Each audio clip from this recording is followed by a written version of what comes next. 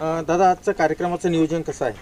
आज गेवराई तालुक्यात बीड तालुक्यात पण आहे आणि अहमदनगर जिल्ह्यातल्या श्रीगोंदा इथं कार्यक्रम. आता लगेच त्या कार्यक्रमाला सुरुवात होती. बरं मला आता एक सांगा की उद्यापासून आमरण उपोषण तुमचं सुरू होणार आहे. आमरण उपोषणाचं काय नियोजन आहे? आमरण उपोषण उद्या सुरू होणार आहे 10 वाजता.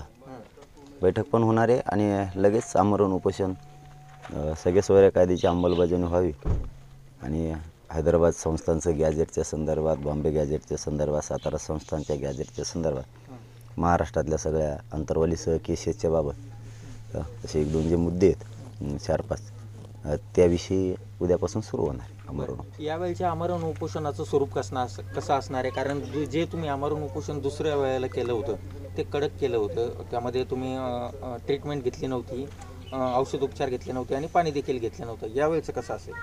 यावेळेस पाणीसुद्धा नाही, उपचारसुद्धा नाही, काहीच नाही. बरं. त्यापेक्षाही कठोर. बरं. छगन भुजबळ असे म्हणाले की तुम्ही जर खरे पाटील असाल तर तुम्ही मंडल आयोगाला चॅलेंज करून दाखवा. कशाला चॅलेंज देतो म्हणा? गप मर ना. मला काय चॅलेंज देतो? गप राहा. कारण मी पाटील आहे म्हणूनच ओबीसी आरक्षणात घुसून दाखवले तुला.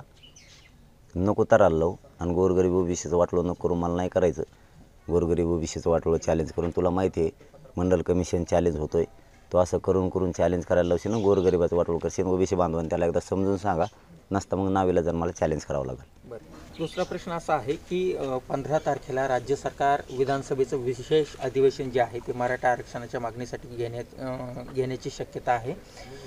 तुम्हालाही ही माहिती होती की सरकार हे अधिवेशन घेणार आहे. मग आमरण उपोषण करण्याची तुम्हाला तरीही गरज वाटते का?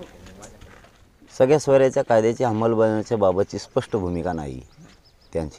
अधिवेशन होऊन गेल्याच्या नंतर मग आमचा उपयोग काय? नागपूर अधिवेशनाच्या वेळेसही असंच झालं होतं. त्यावेळेसही आम्ही त्यांना सांगितलं होतं. त्यावेळेस मागच्या विषयाबद्दल मराठा आणि कुणबी एकच आहे यावर चर्चा घडून आणून 83 क्रमांकावर जो मराठा कुणबी एक आहे हा जी दुरुस्त करा किंवा त्याच्यात काही दुरुस्त्या बदल करायचा असल्या तर करा. त्यावेळेस असंच अधिवेशन आमच्या हातातून गेलं. आता ही 15 तारखेला आहे. यांनी पुन्हा असाच दगा फटका झाला तर माझ्या समाजाला तो परवडणारा नाही आहे. म्हणून 10 तारखेला उपोषण. बरं. तुम्हाला काही अशी सूचना वगैरे देण्यात आली वरून की उपोषण वगैरे काही करू नका, आम्ही 15 तारखेला अधिवेशन घेतो? नाही, असं काहीच नाही. आमरण उपोषणावर ठाम आहे? करणार. उद्या बसतोय. धन्यवाद दादा.